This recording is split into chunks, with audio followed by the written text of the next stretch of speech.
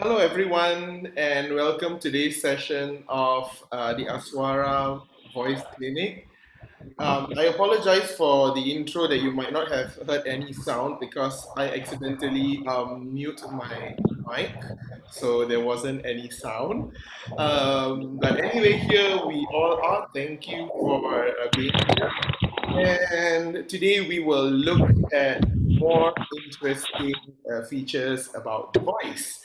And along with me today, along the discussion, we have Dr. Ashwini.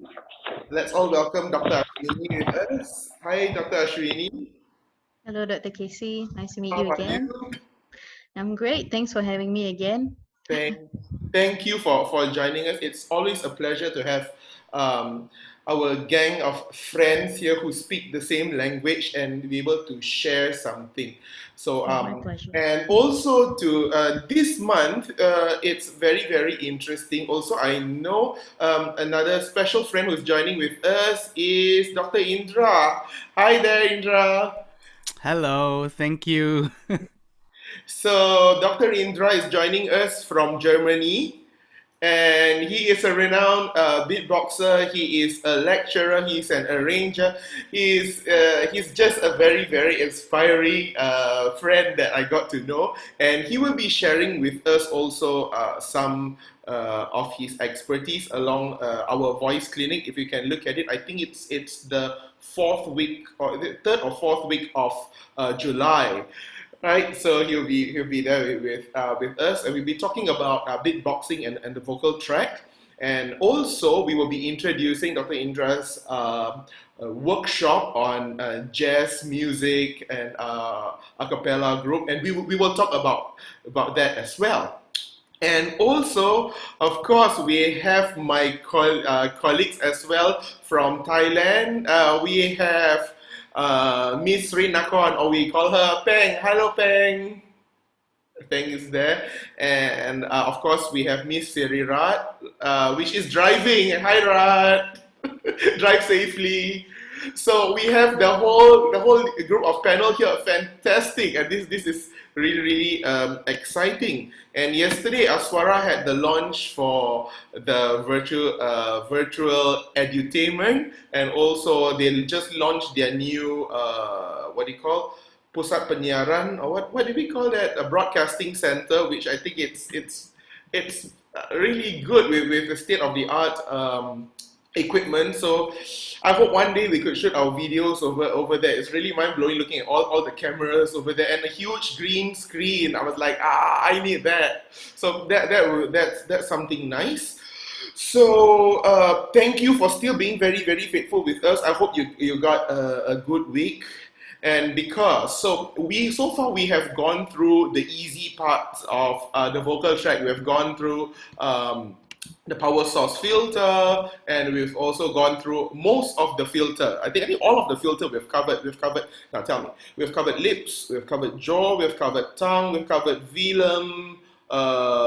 What else have we covered? We've covered larynx height. We've covered. We've covered AES. Yep. So we've covered a lot, and so today, starting today, we will be going into the more difficult stuff. Now, why I say it's difficult, because these things are inside. Because, when we play the piano, we play the violin, we play the clarinet, the flute, whatsoever.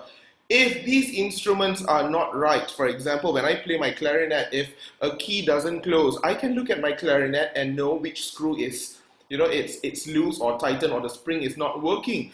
But as for the voice, we use it every day. And tell me honestly, how many of us actually think about our voice? Like, you know what, I'm using too much voice, I'm going to rest it. I don't think anyone would actually do that, right? Because we take it for granted. Our voice is free. That's what people always say. If it's free, sometimes we don't take care of it. We assume that it's going to be there, it's going to work for us a lot. But hey, people, we are looking at a very fragile and the most expensive instrument in the world, your voice. Because your voice comes with your whole package of your body, your hair, your head, and so on. Why do I say that? Because imagine when you are performing, someone is looking at you based from your head until your toe to what you're going to wear, how you smile, your gestures, and so on. So I like to say that the entire body is your instrument, all right? So now, why I say that when we are doing these few vocal tracks now, it's going to be difficult because it's all in here, this part. So if we were talking previously on the filter, which is everything from the false vocal folds above, now we are looking from the false vocal folds and going down, all right? So this is very important because now, like what I say, for me, I categorize all these different voice tracks. Some are more biased towards having different timbre, some are more biased towards having different pitch, and some are biased towards volume. Okay, so it's important to keep that in mind because you will need to pick and choose what works for you and when to use it, because it's really going to be very overwhelming if we say that we're going to use everything at once, and we don't need to use everything at once. We will need to be smart to pick out whichever is necessary. And these vocal tracks, it changes its function or its position according to the time that we're singing, because in each song, we don't just sing the same style. We don't just belt from beginning to the end. If you sing a song like Gimme Gimme or Don't Rain on My Parade, you don't belt all the way right from the beginning until the end. If you do that, I will close my ears. I promise you. Okay, or if you're singing an opera all the way right from the beginning to the end and fortissimo, I think you will lose your voice very, very easily. One opera show and that's it, 5 months of MC. And you have to go and look for Peng or Rat for voice remediation. All right, so yeah, that's why. So it's inside. So when we're doing, so starting from today's presentation, it's very important that when we explain certain features of the vocal track, that you take note and ask if you don't understand. All right, because today we'll be working on the false vocal folds, and through my experience, the false vocal folds is one of the most difficult ones to teach, especially when we come later on to retraction. I have taught that for people sometimes over a year, and they still ask me, am I retracted or am I not retracted? Yeah, and there's nothing wrong with that, because it's a muscle which is inside, it's there, it's doing the job, and yet you don't feel it. If you don't train yourself to feel it, you will not even notice that it's there, because it's so efficient at doing its job that it just hides itself and does its job efficiently. But we need to guide it to do what we want, because, like we say, Joe Estill says, singing and speaking is not natural. Humans alter the sound into languages and into an art. That's why we call it an art, because raw sounds are turned into something in which we can appreciate. Because what we would consider music to us might not be music to someone else. Like birds chirping would maybe be music to an orang asli, or for a community that has bird song, for example, in their ritual. That can be music, but for us it's not. So, and what is classical music to us, to a group of young punks, would be boring dead people's music. So likewise, you know how we all, when we hear a certain language that we don't understand, we all can just imitate that language with the best that we can. Like, for example, if you don't speak Chinese, you will always say, oh, the Chinese always will speak ching chong, ching chong, ching chong, right?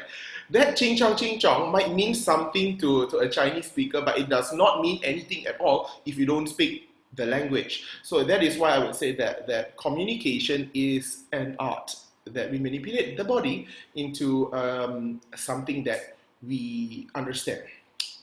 So let me put on my first slide.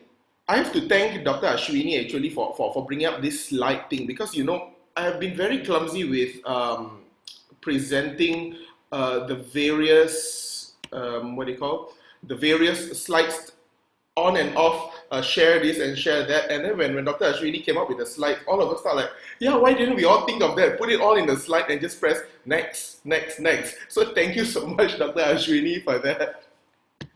All right, so let's look at the false vocal folds. So are you ready? Okay, so tell me, let me look. Okay, the screen is fine. I'm looking actually on my mobile phone as well to check if the screen is okay, that I can see, because I want to see you guys. I like to see you guys and at the same time be able to see my slides. All right, so let's move. So, power source filter. Why do I start with power source filter? Because just in case some of you who are new to this voice clinic, the power source filter is very important for you to understand this, because this is how sound is produced, okay? So you have power, which is the breath. All right, so the air moves and then it goes through the vocal folds, which is the source that creates sound waves. All right, and then those sound waves it passes through all the filters that changes it into whatever sounds that we understand. Okay, so that's the power source and filter. It's the same as you plug in they give you an analogy here. It's like the car. You put in your gasoline or your petrol or whatsoever, and then it starts the car. These days, electricity as well. And then the source of it, the motor, it vibrates, it moves the car. And then the filter is like the bonnet. When you open the bonnet, you hear the sound is louder, and when you close, it's softer. So that's the analogy which they give. So that is power source filter. And all the 13 vocal tracts that we talk about falls into this power source and filter. The lungs, that you have your air, and then it goes through the vocal folds, and then it goes up here. So for the past 8 sessions, we've been talking about the filter. We've been telling you about like how to use your lips effectively, your jaw, your tongue, your velum, and your aryepiglottic sphincter. Now, if these names are alien to you and it's overwhelming, I'm here to tell you, don't worry. People who take this course for the first time as well will be overwhelmed. Imagine those people who are doing medical. Imagine Dr. Ashwini before doing medical for the first day going into anatomy. It's also very overwhelming, isn't it? But doctors look at it every day and they have to deal with it. But us who use the voice, singers, teachers, actors, we just learn it one day and then we forget about it. The next month we come to it, and then when we hear these terms again, we feel, some people feel it really like it's too overwhelming. Not only overwhelming, but too overwhelming. But here I'm going to tell you, now don't worry about that, because what's good about this voice cleaning is that we repeat all this many times, because to learn about the anatomy of the voice and voice science isn't something which you learn just for a cramped 5 days, because it's really difficult to remember all this. And the best way to learn this is together with a mentor that or a group of people like us together, that we discuss and we go about it again and again. And that is why I have my group of panel with me, and I'm so happy now with Dr. Indra in together with us. It makes the 5 of us here, that, and we all of us speak the same Still language, and we can relate to one another. So when you have questions later on, today there's 5 of us here to be able to answer your questions. All right, let me move on to the next slide. So if you have any questions, write it down and be active at the Q&A session and ask questions that you need. All right, so move on to the next slide. So let's look at it. So this is your vocal folds. So those who are new, this is the front and this is the back. So how do you identify which is the front and the back? Look at these 2 bulbs here. I won't give you the name what it is, but I'm just going to tell you, look at these 2 bulbs here. This is the back and this is the front, where you see the V. It's pointing at the front out here. Okay, yeah. So let's see how it looks like when sound. So this is your trachea. It goes down your windpipe. So many times I get people saying that, you know, I don't have enough breath because I don't have it, my tummy isn't large enough. Can you imagine if you were to push your tummy out, what happened? Maybe some of you can remember this disgusting thing during the Japanese occupation, right? Where they put salt water into people's tummy and then they jump on it, and what comes out? Everything from the tummy comes out. So it's the same thing as well. It's the air does not come from your tummy. It comes from your lungs. The food goes into your tummy, your stomach acid, your whatever food that you eat, your yogurt, your chinchalo, your tempoyak, everything goes into your tummy. So if you are going to push everything out from your tummy, you will not get voice, but you will get something gooey that we don't want. And that wouldn't be an art for us to present, I guess. So remember, it's from the lungs, all right? So the air passes through. If you can see my cursor, it comes here, and then it meets the vocal folds. These are your vocal folds or the vocal cords, and it vibrates and produces sound, and then it moves out. So let's have a look. Now give me a singing.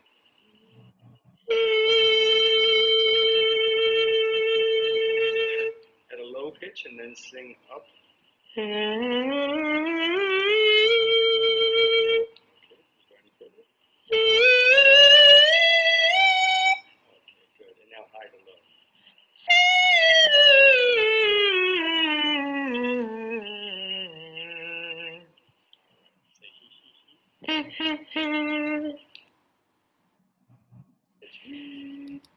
Okay, so you have seen what you have seen just now is the vocal folds. All right, so the vocal folds is the source where the sound is produced, because what happens is when the air passes through the vocal folds, okay, it opens and closes and it creates vibrations, and these vibrations these are sound waves that you hear.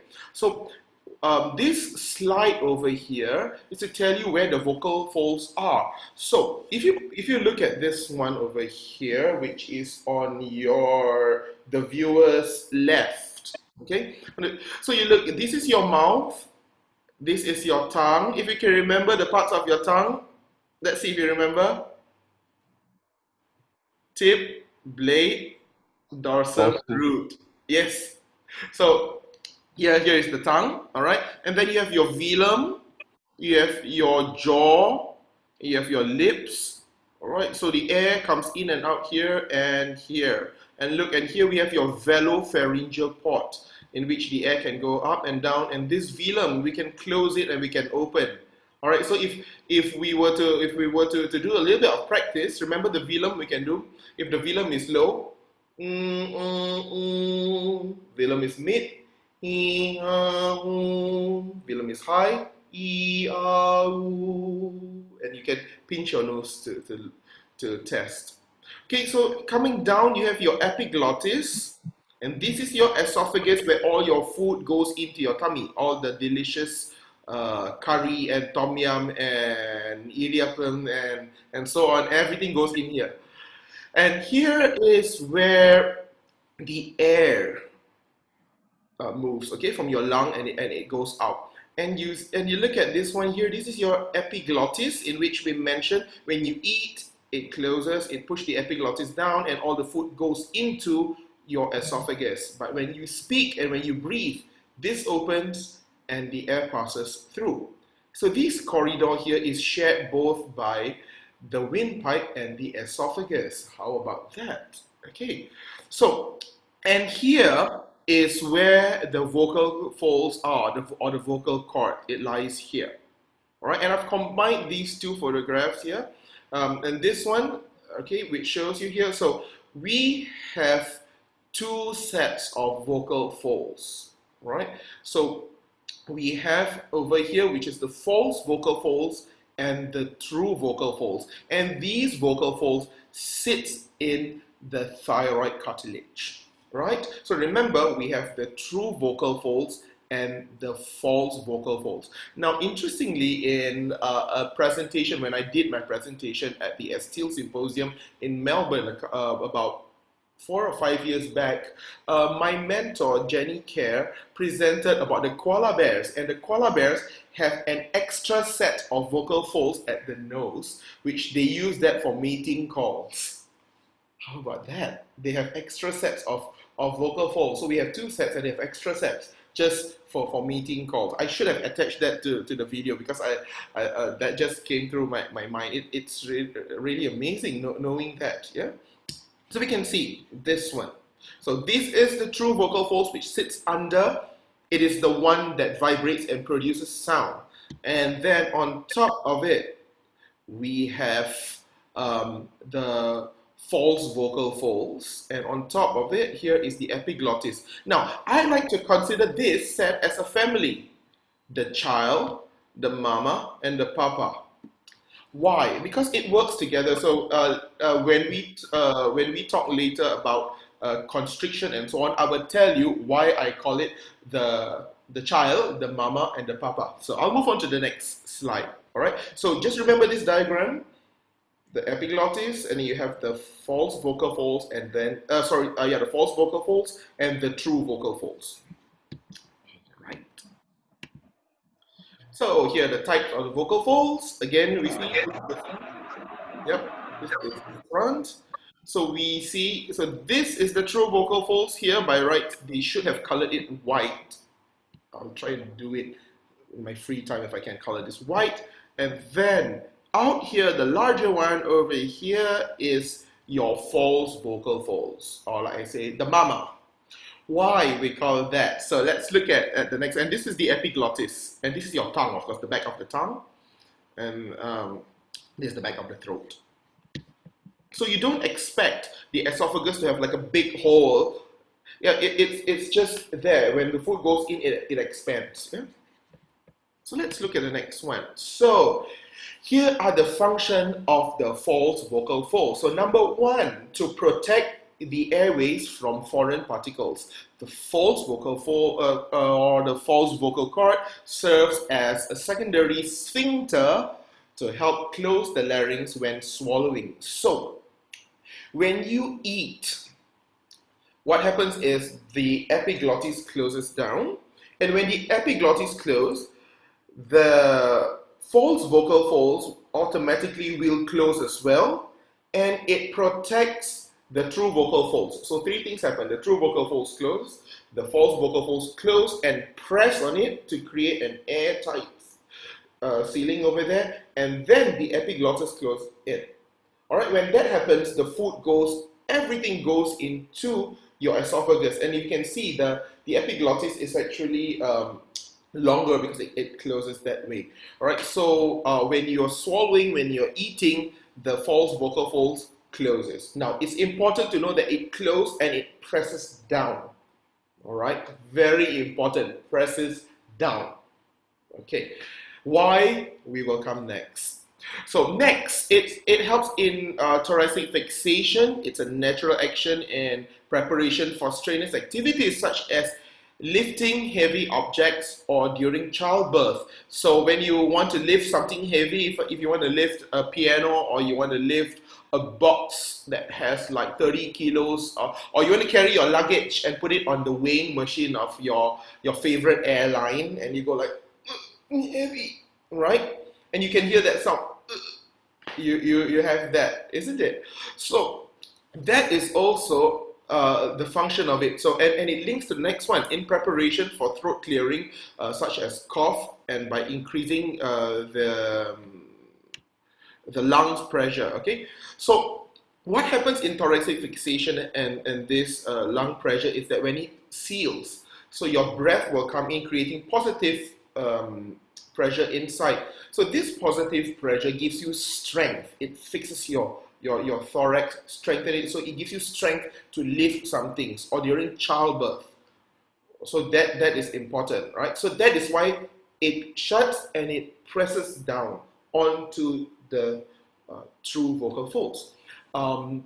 And then it's also used in coughing when you need to clear something out, when you are being overly excited trying to tell the whole story, and then drinking water and telling a story, and then suddenly you go, right? So that's what happens because it's just doing its duty. Remember I said that the false vocal folds, it's there, it's so important, but yet it's such a very how would I call that that word? It doesn't bring itself forward. It's so important, but it's still there. It just lies in the background. It is very efficient. It does its job. It doesn't allow anything to go in to your lungs. Okay? So, but unfortunately, it can't detect coronavirus because coronavirus is very, very tiny. So, if a coronavirus was as large as a grain of sand, yes, the mama and the papa will know what to do with it. It will expel that immediately. But coronavirus it's you can't see it, and until it goes into your lungs and makes a home there and starts decorating its home with and multiply itself and makes your lungs into its comfortable home, and that's where we know. Okay, so that's about the function of the false vocal folds. And as you can see, even in the function, there's nowhere it's written about singing or about talking, isn't it? So the body is made for a lot of functions, and that is why we call singing art. And that's why we call storytelling an art, or giving a speech. It's an art because it's human-made. It's what we elevate what we can do into something that we call art or talent. All right? So that is why we say that everyone has talent, because everyone can do that if it's given a chance. So let's go on to the next slide. So 3 different conditions of the false vocal folds. So if you have been with us from the previous shows and so on, you will know that each vocal tract can do various things. So the false vocal folds. So we can have a mid, a constricted, or retracted. So when it's in the mid, it's at the most comfortable position where you are rested and you're not doing anything and you're just talking normally like this. So it rests in mid. So when we're talking about this condition, it's how it opens and closes. And how it opens and closes will influence the sound that you will be making. Whether you're talking, whether you're using it, whether if you're a newscaster or if you're a singer, you will need to alter your voice according to the sounds that you want. So, and if it's mid, you will get our natural talking position. And then we have the constricted sound, which is the false vocal fold. It moves inwards and it closes, it squeezes, and it presses down on the true vocal folds. So you get a very forced, distorted sound like this, all right? Something which you don't want to hear, like the constipation sound. I can't hold it anymore. Okay, or the diarrhea sound. Yeah, it's either one of it. I think more of a constipation sound. That way. Right. And the last one, which is the retracted condition. So the retracted condition is when the false vocal folds move out of the way and you get a very happy sound like this. And you feel a wide sensation in the throat, expansion. All right, and sometimes it is thought that it brings up the volume a little bit because there is nothing to dampen the sounds. So remember, there are 3 conditions: mid, constricted, and retracted. So we will practice doing those sounds in a while. And here you go. So why I say that it's a mama, papa, and the child? Because the child is the one that's producing the sound. But the mama protects the child, and the papa over here, the epiglottis, protects the mama and the child, the whole family. So think of that. When something happens, all 3 closes that way. All right, so this is how it looks when the vocal folds, it's in mid. When you are talking to me, you are in the mid. Unless you're talking to me this way all the time, then you are retracted, in which I don't think any one of you would speak this way all the time, right? And of course, some people speak with constrictions, but we seldom hear that. So this is what happens. You can see the false vocal folds closes in. All right, so you can see very, very clear. Okay. So I had to screen capture this, looking at the videos, and just pause it and screen capture this. All right. So next, let's look at how the false vocal folds behave when it's mid-constricted and retracted. So this is the true vocal folds, this is the false vocal folds. So for today, we are concentrating on the false vocal folds. Now it's important that you know all the presentation in this month, because when it comes to Dr. Indra's session, which is a few weeks ahead, where he'll be talking about beatboxing, then he'll be talking a lot also regarding this part, the true vocal folds, the false vocal folds, and so on. So you need to know this so that you are on the same page and understand what to do in case, especially for the younger people, the younger generation who loves beatboxing. So you will find that very, very interesting. So let's see how it works.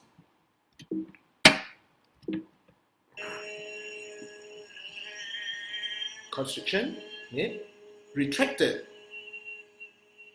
And he's moving it down, she's moving it down and up, yeah, the larynx.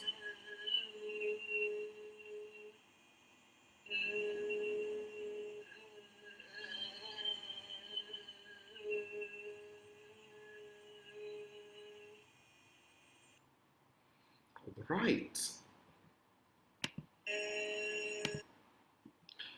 Application in singing. So I know a lot of you want to know, yeah, right, yeah, so what about the false vocal folds? How do I apply it in singing? So now we're going to practice. So if we retract our false vocal folds, we get a clean and clear sound and possibly louder. If we are in the mid, we use for relaxed speech or singing, mostly found in everyday relaxed conversation and in most pop songs, which is sung in a talking or a speech-like quality. And constricted false vocal folds to be avoided at all costs unless used for specific vocal effects. Because constriction can lead us into lots and lots of problems with our voice. So unless if you deliberately want to make an appointment with Peng or Rat, then constrict a little bit more, but make appointment first because their schedule is also busy. Okay, so now when you are singing, so let's see mid. Let's go for mid. So let's just do together and just go oo, being very relaxed, like you're talking. For example, let's take Let It Go. Is it? The snow goes white on the mountain tonight, not a footprint to be seen. Right. So do we need to do anything? Nope. We just talk it out. The snow goes white on the mountain tonight, not a footprint to be seen. You can also do with songs that you know, like Jingle Bells. You can just sing it, Jingle Bells, Jingle Bells. You know how if you look at American Idol, they show some contestant with sings that has no expression at all. Jingle bells, jingle all the way. Like that. Alright, so you will hear that their false vocal folds is in the mid, nothing is happening. But what happens, let's look at the top. If it's retracted. So when it's retracted, you need to feel wide and clear inside. And in my next slide, we will practice a little bit on that. But what you can do is try and yawn and try and feel if you can, if the sides are widening. Or try and have warm air. And what do you feel? So a lot of these you have to feel. And now try and sing. E-a-oo. And then compare to mid. E-a-oo. Retract. E-a-oo. Mid. E-a-oo. Retract. E-a-oo. It's important when you're doing this exercise that you are not changing the pitch. You will have to maintain on the same pitch, right? And constricted. Let's just do it once and not hurt our voice. All right. So when you sing, most of the time, we need it. The best is to be retracted. That's why I put it up here, number one. And then mid, and then sparingly if we need to, constriction, but we try to avoid it at all costs. Okay. So next, how to retract. So let's breathe through your mouth through this laughing posture. Now you can do this Muttley thing. You know the fender bender 500 where you have that man who drives the car and then he tries to overtake and like he puts a needle or something like that, it will puncture its own car tire, and then the dog Muttley will go. So you can try and do that Muttley laugh very silently, and you find that there's a wide sensation inside. So it says put your hands in front of your mouth and feel how the air is moist, dispersed, and warm. See, important thing there is warm, not cold air. It's warm. And notice how the breath is silent, right? So use your finger and push your tragus here. All right, and you can just close it to cover your ears and breathe like this.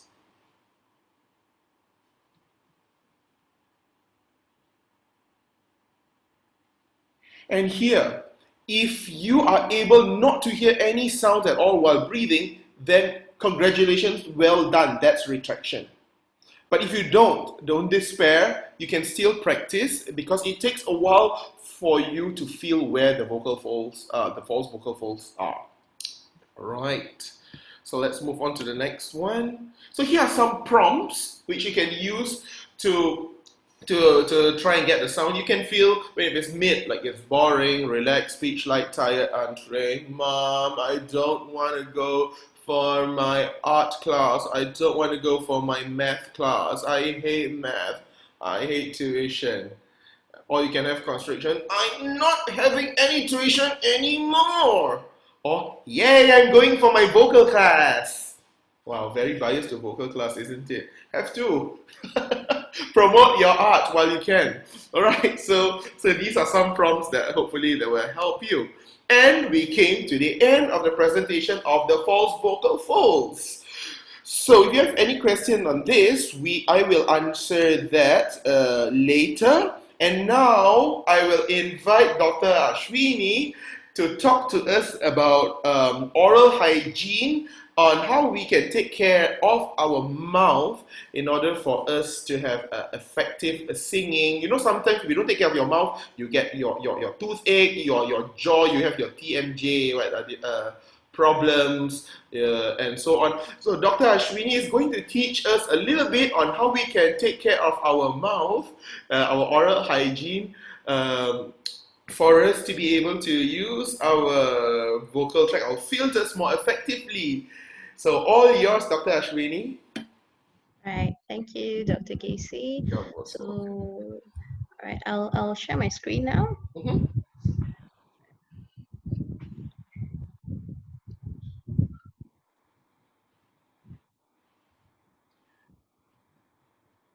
You see it? Yes. Right. Oops. So sorry.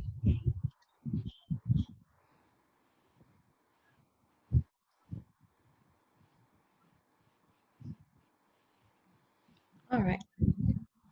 So today, everyone can hear me, right? Right. All right. Okay. So let me introduce myself again. Oh no, I'm just really confused with the Zoom thingy. It's like, why is it not happening? Why is it not happening? Anyways, hello guys, nice to meet you again. So I'm Dr. Ashwini, I'm from Seremban, and I've been with the Ministry of Health for 3 years now. So today we're just going to talk about something very, very simple, something that everyone already knows. So we are going to talk about simple oral hygiene for supercalifragilisticexpialidocious singers. So if anybody can say that 5 times faster than I do, probably I'll have a treat for you later on, okay? Yeah, so we dentists, that's why we are slightly prouder than the regular practitioners in the sense that, you know, they always say an apple a day keeps the doctor away, but then they never say anything about dentists, basically. So, so even the creator of that quote was quite biased towards us anyway. Right? So, okay, so we're gonna go to the slide. Okay, so the first thing that I want to tell you guys before we talk about oral hygiene altogether is that why we have to take care of our oral hygiene is that basically there are a lot of pathogens. Pathogens basically mean anything foreign outside of your body. So whether it's coronavirus, whether it's any kind of bacteria, any kind of spores, any kind of whatever, even dust, for example. That's why we get our allergic rhinitis. I think most of us, even me, I have allergic rhinitis as well. So there are three ways in which all these pathogens, the things which are outside of your body, that can enter into your body. Okay, first is through the eyes. Okay, second is through the nose, and third is through our mouth. That's why we get conjunctivitis when it affects our eyes, nose, of course, sneezing and all that, and mouth. For example, the coronavirus altogether. Okay, all right. So let's go into the diseases which are related to the oral entry of pathogen. So basically, we have our most famous coronavirus now, right? And we have something known as the kissing disease. I found it quite interesting, yeah, because this will attract attention towards the slide, the kissing disease. So the next time you kiss somebody, make sure that the person doesn't have any symptoms of coronavirus or sore throat or anything, because through kissing, when we exchange saliva, it can definitely infect you as well. Okay, so what this basically causes is a lot of dental problems. If it's pathogen or if it's sugar related or whatever, it can cause gum disease, it can cause mouth sores. For example, infectious mononucleosis or the kissing disease can cause you to have mouth sores. We have a lot of other things. Even stress also can cause you mouth sores. And then we have tooth erosion. I'm not sure if you know that tooth erosion is caused by yourself and also from outside. For example, if we have Coca-Cola, Coca-Cola has a little bit of acidity compared to our water that we drink every day. In the sense that that acidic component in Coca-Cola, not only Coca-Cola, like any soda, for example, they will actually erode your enamel surface, that is your outermost covering of your tooth, a little bit, actually. And then we have bad breath, we have tooth decay and all these things. And the thing that I really want to pinpoint to everyone now is that apart from coronavirus, from a dentist perspective, there's something known as oral squamous cell carcinoma. And people just tend to take it very lightly, because right now the entire limelight is on COVID and COVID vaccine and everything. But you have to understand that cancer is also on the rise, especially when it comes to oral cancer. And people tend to take it for granted. People don't even know that, oh, okay, it is so important. This thing actually exists. All right. So, of course, we have tooth sensitivity and cosmetic needs. We are not going to talk about cosmetic needs today. All right. So everybody, most of them that I know, they keep asking me like, why can't the dentist just pull out the tooth and everything is over? See, a dentist, that's the thing. If we were about to just pull the tooth and solve all your problems, you would never even have any tooth at the end of the day. Because when you talk about dental problem, it's not only about the tooth, it's also about your entire body altogether. Because everything in your mouth has connection to your entire body systemically.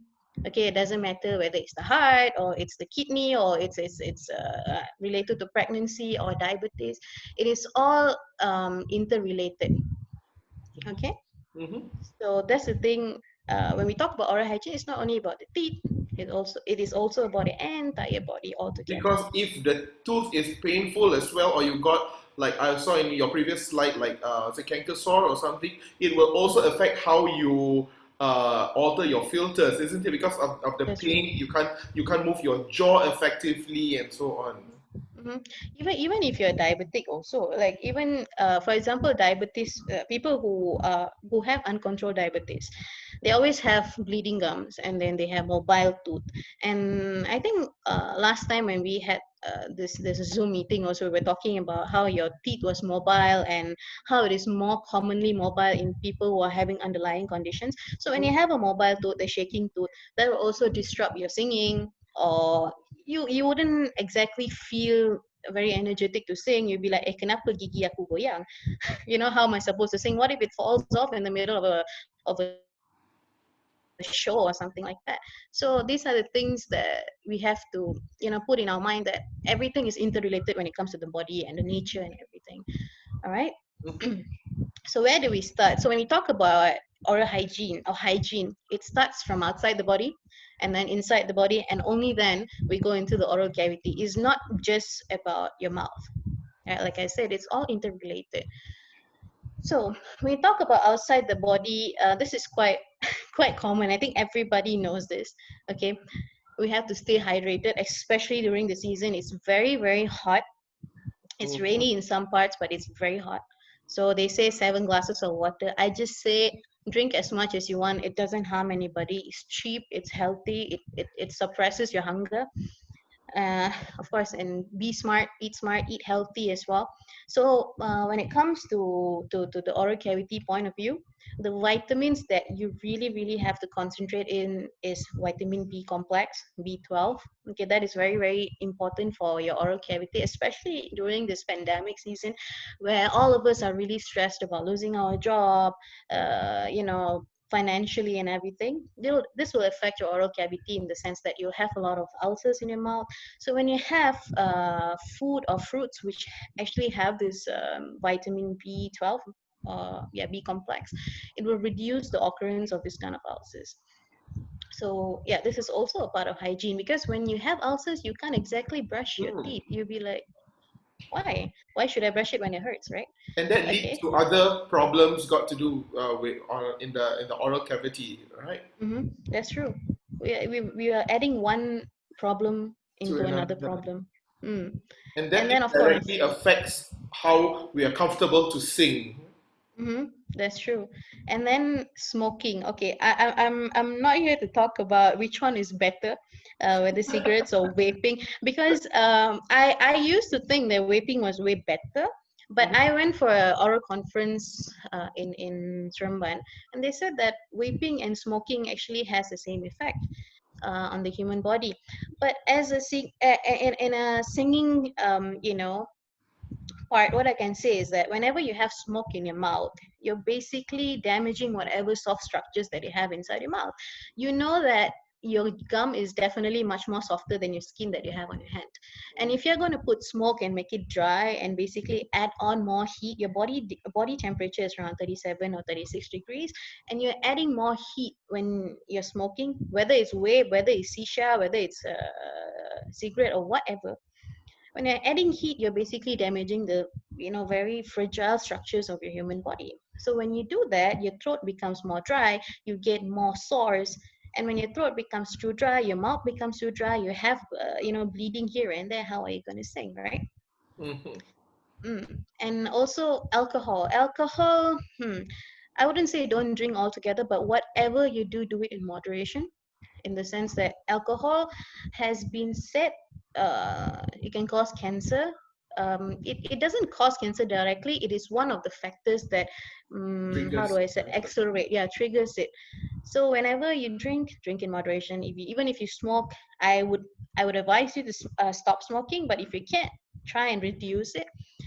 And when it comes to outside of your body, nowadays, it's nothing wrong even if you want to wear your mask all the time if you want to go outside, because we know of something known as COVID-19. There are so many thousands of bacteria and viruses out there that we have never heard of, where no scientists have heard of.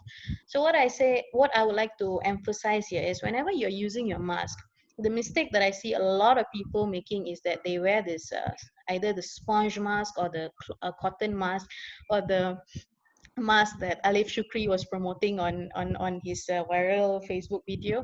So try and not do that, because when we talk about surgical masks, they are designed in a way. This is N95 mask, yeah. This we used to use this when I was younger. I think that time we had JE or SARS or something like that. Mhm. But this is very, very expensive. Even in clinics, we don't have it, and in government clinics, you'll have one or two, and we juggle them. We take care of them like it's gold, because it's it's expensive and difficult to You can to find it to, a to lot get. in Thailand. Oh, really? Yes, maybe we should get Peng and Rat to supply us Yes, we N95 should. masks. But the best thing will be the surgical mask, lah, basically because it prevents any droplets from entering or exiting your body. So try not to get try not to be like him. Finally, he found out the surgical mask was way better. and of course all these things like happiness, sleep, exercise, clean food and water, that will affect you mentally, have a very good oral health and also a general body health. So when we talk about inside the body, like I told you, we are all stressed right now. Just try and meditate, try and breathe. When we breathe, I think our false vocal folds are retracted, right, Casey? Yes. Retracted, right? Yeah, Yeah. we want to be excited if we want. Yeah. And okay, whenever we're talking about inside of the body, when we are stressed, we have something known as tooth grinding, teeth grinding, or what we know as bruxism. So whenever you look at the teeth like this, your normal teeth is like this, right? It's a little bit more on the normal structure. It's elongated comparatively to a person who bruxes. So a person who is bruxing, who has bruxism, would have a tooth which is much more shorter because it has been abraded. Okay, so what we do is that when they come to dentists like us, what we do is that we give them something known as a mouth guard. I don't know if you can see this. This is a mouth guard. And this is my mouth guard because I have bruxism because, well, and this is a whitening tray. So if you compare both, right? Let me show you. If you compare both, I don't know if you can appreciate this on the screen. Yeah, This is, yeah, this is shorter than the mouth guard here. This is a whitening tray. This is a mouth guard, right? This is comparatively shorter. So when you see in places like Lazada and Shopee, they sell all these customized trays. Here I would like to create an awareness to not buy those because it wouldn't exactly fit into your mouth. Because if you have to do this, you have to take an impression, you have to pour the mold, and not everybody has the same thing like I do. Every single person, even my mom, would have a different tray compared to me. And if you get all this, what do you call that, uncertified, unprofessional trays, it can cause a lot of other problems. You would have bad breath because you wouldn't fit into your sulcus into your mouth properly, and it'll cause food lodgement. Okay, and it will impinge on your gums unnecessarily. That might cause any gum problem, and it might cause ulcers or whatever. So instead of having all these problems one shot, just go to the dentist, tell that you have night grinding habits, and then they'll get for you this one. Okay, and then, oh, sorry, not there yet. Yeah, so inside the body there can be also systemic problems. Systemic problems basically mean some diseases that you have inside your body. For example, you can have bad breath when you have tonsillitis, enlargement of your tonsils, or rhinitis or sinusitis as well, because your sinus gets clogged. Okay, and then you can have respiratory tract infections like uh, basic lung abscesses. Okay, and then if you have liver failure, you would have a fishy odor. If you have renal failure, failure of your kidney, you'll have the smell of ammonia, basically the smell of your urine-ish. Okay, and then if you have coffee or garlic or everything, you'll have garlic or coffee breath. And this is very common, gastrointestinal diseases. If you have gastritis, you would also have bad breath. So that is something that you have to check out. So the oral cavity basically gives you a forewarning that, hey, something is wrong with you, something is abnormal, just go and check it out. So that's one thing unique about the oral cavity. And then one important thing is that when you have diabetic ketoacidosis, this is what we studied before, they will have a sweet smelling breath. I can't imagine how sweet is the smell, but it is apparently a nice smell comparatively to a person with bad breath. But yeah, that's an interesting fact. Those with diabetic ketoacidosis, they will have a very sweet smelling breath. And we have other problems like attrition. Attrition is also caused by tooth grinding and also abrasion. Um, Erosion, like I told you, it can be caused by gastrointestinal problems. When you have reflux in the morning, you suddenly feel that, oh, your tooth is much sensitive than it was a few months ago. Why? Is it because you're more stressed? That's why you're producing more gastric acid. That's maybe the reason why your tooth gets eroded. Or erosion can also happen when you take acidic food or substances, but the likeliness of you getting an erosion from food substances or coffee is lesser compared to gastritis, because there's so many people. I think every 9th out of 10 person will definitely have gastritis nowadays. It's so common. So if you think that you have this kind of problem, get yourself checked out. All right. And then when it comes to the oral cavity, everybody knows this, but I'm going through it again. So it's not only about brushing, it is also about flossing. So when you talk about floss, please don't use any benang, any thread that you use to, stitch your clothes. There is something known as dental floss. And there are so many types of dental floss. They have the one which looks like a comb. That's not at all recommended, because when it looks like a comb, you would put on so much of force that the comb will directly drop into your gums and definitely cause bleeding. So I would recommend something which is wax. There's 2 types of dental floss that has wax on it, and there is something which is non-wax. I don't even know why non-wax is there in the market, but wax is definitely used when you floss, because when it's wax, it's a little bit more slipperier. It gets through in between the teeth much easier, does the job, and it does not hurt your gums. So this is something gross. I didn't want to put it, but I had to. Okay, this is okay. If you see, this is actually a very clean tooth. If you see the white specks here, this is actually the calculus. That's why whenever you do your scaling, whenever you come to us for cuci gigi, and then you tell us, why do I feel different? Why do I feel that my teeth has already moved apart? It's because basically you have been living with this funny person here, this stinking person here for a very long time. When you remove it, you feel that there's a bit of irregularities on your tooth surface, and because they are not there anymore, because it has already been removed, that's why you feel that there is spaces in between your tooth.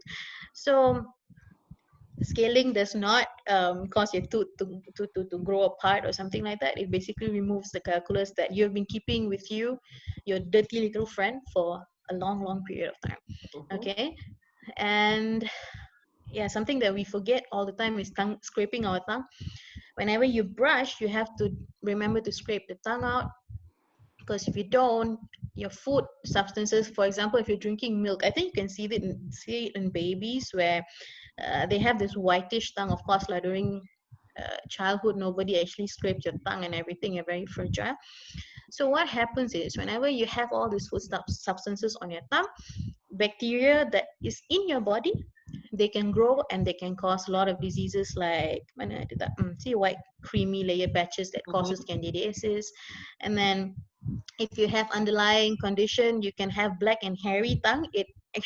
I've actually seen people with black and hairy tongue, but they have an underlying condition like HIV or stuff like that. It actually looks very disgusting, to be honest. There's hair on the tongue. Hair on the tongue. You have hair on the tongue. So that will definitely cause a very uncomfortable on how to sing. That will cause an uncomfortable feeling to even look at yourself. Like it's black. Actually, the papilla, we know our tongue have papilla, right? So the papilla actually becomes black, and it has a hairy-like appearance because of the disease. Okay. So these are the things that you should do. And of course, toothbrushing, the normal thing, change your toothbrush every 3 months, because what will happen is that the bristles on your toothbrush will start wearing. So when they're wearing, what you tend to do is that you tend to brush even harder, because the bristles are not as effective as it was when you initially bought it.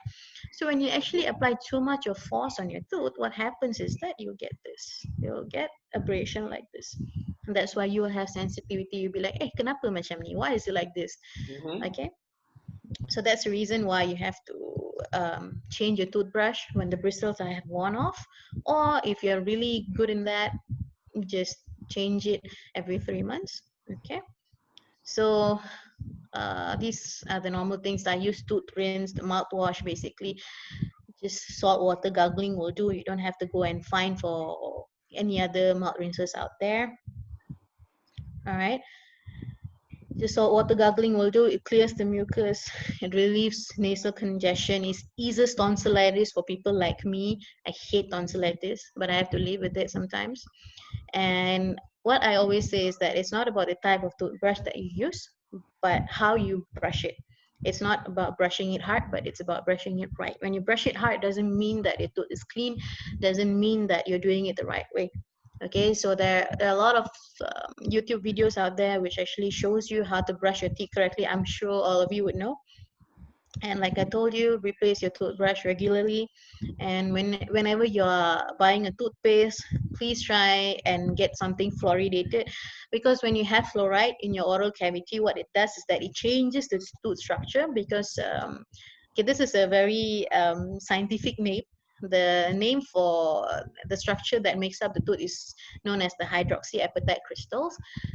So when you add fluoride into it, it becomes fluoroapatite crystals. So fluoroapatite crystals or fluoroapatite crystals, they are much more resistant towards the attack of bacteria from your mouth that will cause caries. So whenever you go out there, please look for something which is fluoridated. Okay, fluoride is very, very, very important for your oral cavity, your teeth. And then lastly, as a singer, there are a little bit of tips that I found online to how to sing. This is Dr. Casey's genre. So, but anyway, I'll just go through this. Okay, try not to shout.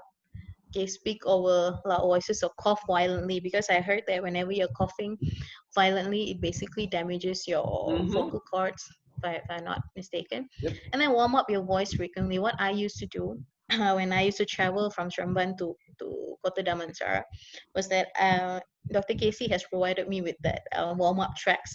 So I used to Bluetooth it into my phone, and I used to warm up, you know, while I was pouring petrol into my car, or you know, whenever I was downing a cup of water or something like that. So I have to warm up before I go. And also I rest my voice whenever I come back from vocal training, because it used to be vocal training with Dr. Casey, and after that was choir practice during the times we had community choir, and I used to be back home at around 12 midnight.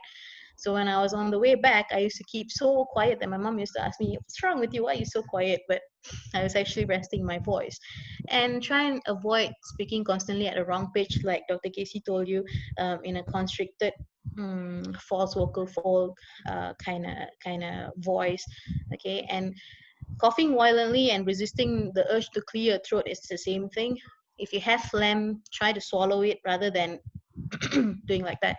It's not good.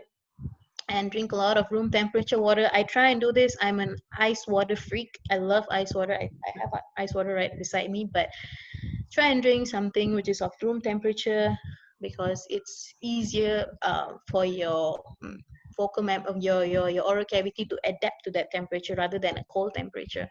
It causes too much of condensation, so that will cause a lot of saliva production. Try and limit dairy products, because I think even if you go to a general practitioner when you're having cough, he'll ask you not to take Milo, he'll ask you not to take coffee with milk in it, because dairy itself will increase mucus production, dairy, cheese, and everything. Try not to whisper. I hate whispering. I can never whisper properly. And actually whispering, although it is supposed to be in a very silent pitch, it causes a lot of pressure in your vocal folds, right, Dr. Casey, right? Yep. And then turn off the AC. I can't do it, but if you can't turn off the AC, use a humidifier. I think Miss Naomi, she recently posted, and not recently, I think a few months ago, she posted her video of her using a humidifier in the airplane, and people were asking what is that and stuff like that. She has a portable Yes. humidifier, I think, right? Yeah, for flights. For flights. And then sip hot tea. Well, even in STL workshop at the time, they were providing a lot of tea bags and everything in between breaks for us to hydrate ourselves. And if possible, try to limit caffeine. I'm a caffeine addict, coffee addict. I can't. But if you can, try to do that. So what happened due to improper care whenever you're singing? I think Dr. Casey will cover this again. Yes. Okay, so what will happen whenever you clear your throat is that you have contact ulcers, or you have polyps or nodules or paralysis. I'm not sure people of my generation will probably know David Archuleta. He used to have vocal paralysis. He's one of the best singers that I've known.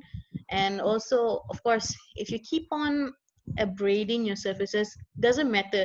How do I say? Cancer basically happens when your your cells metastasize in an abnormal level, and the genetic structures are changed. So whenever your vocal cords are abrading unnecessarily, whenever you're not using it right, it can basically cause cancer because, well, you're using unnecessary force on it.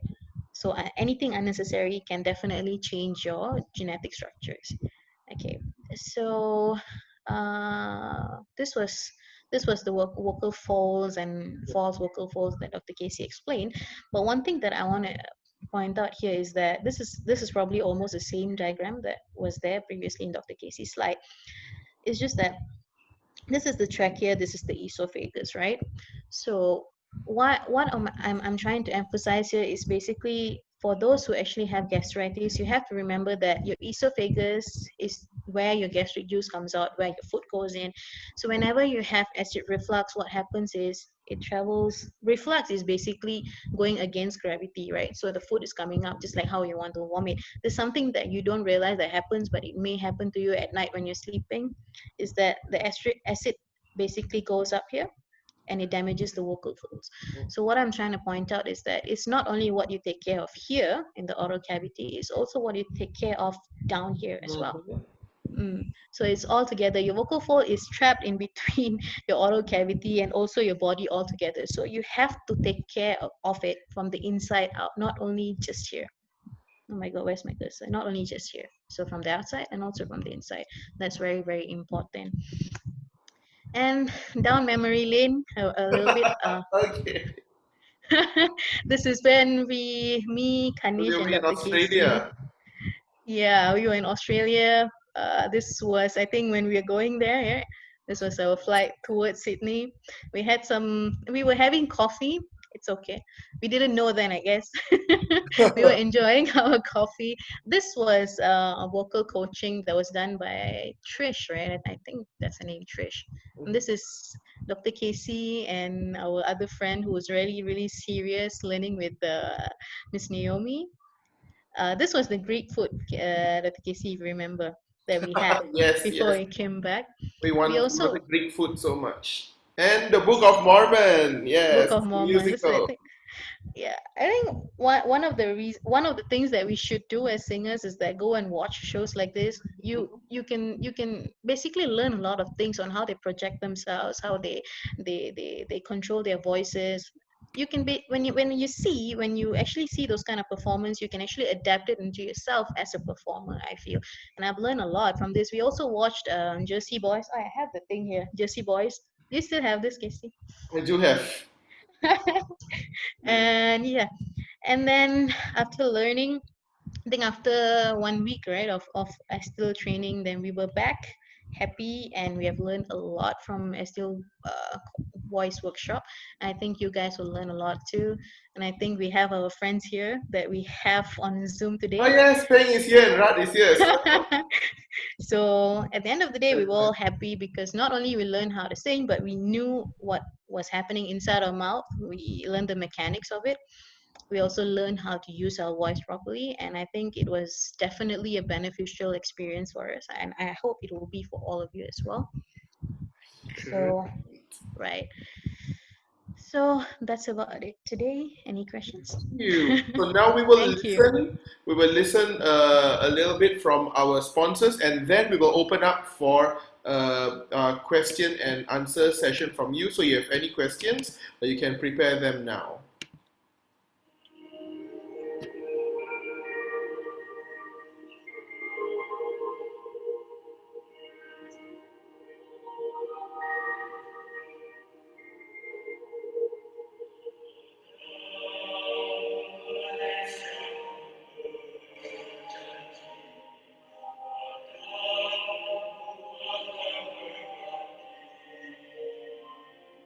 So anyone who wants to study in ASWARA, these are the programs that is offered. And here's a fact for you, the sound that you're hearing is from one of my choirs, the Unity of Voices Choir, and this is a live recording made in Basilica Santa Croce in Jerusalem, in Rome, Italy. So this is a live recording.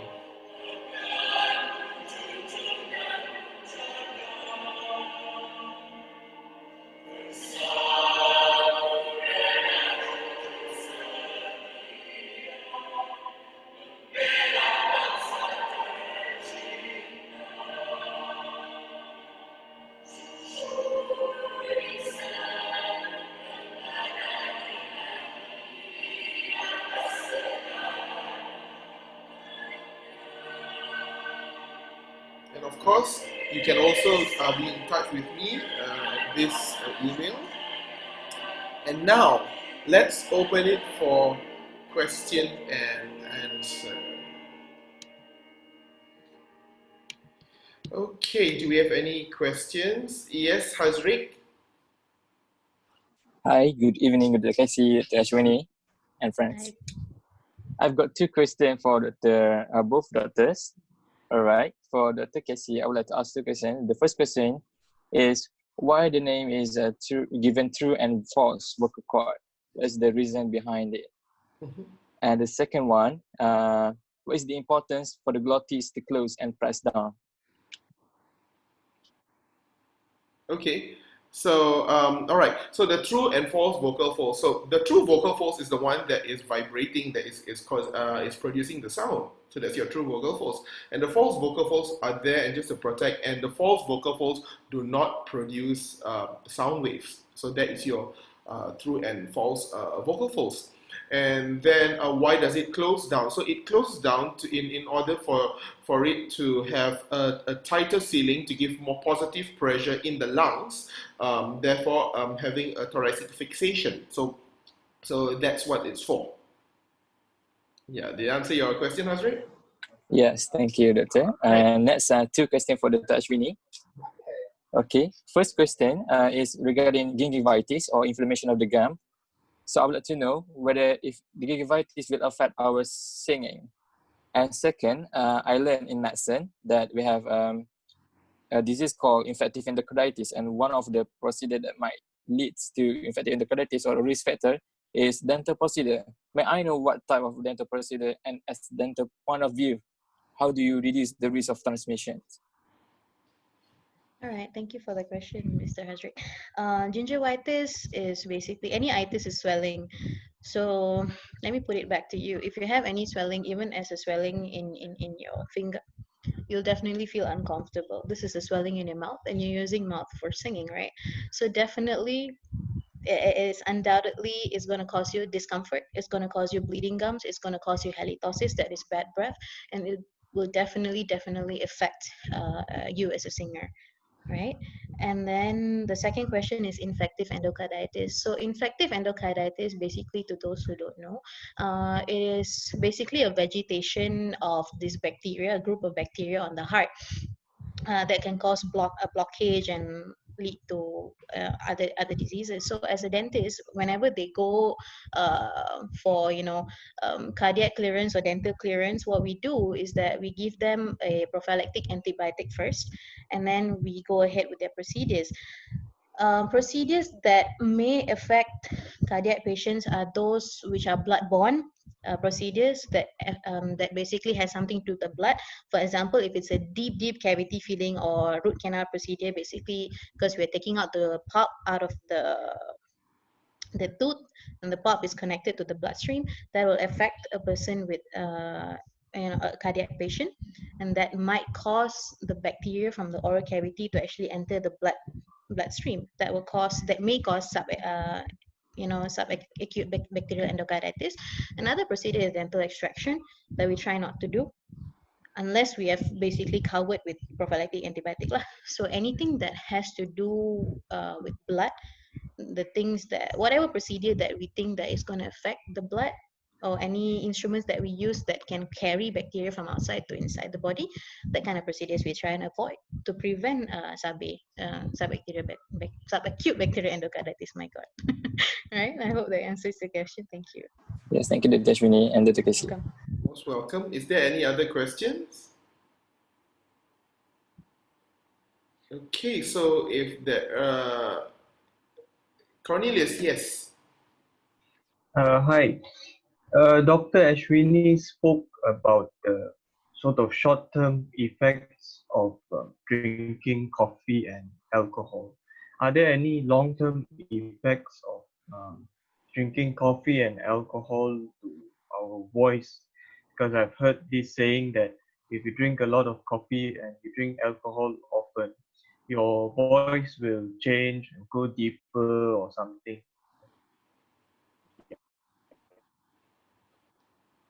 Dr. Ashwini, yeah. Yeah, sorry. Took time for me to unmute my mic. I couldn't find my cursor.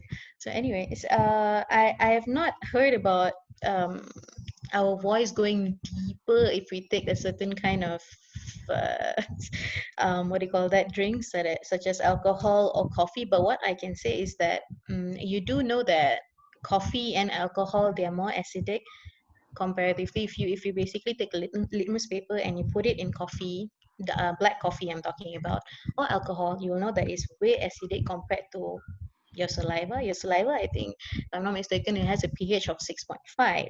So if you're gonna add something acidic into your oral cavity, it's basically like, gonna cause any erosion to your oral cavity, and that may affect your teeth and your tongue because your saliva is 6.5, but then the coffee and alcohol may have a lower pH, so that may cause alterations in your oral cavity. But for singing, I don't think so. I think a deep voice and a soprano voice and a bass voice is basically natural, right?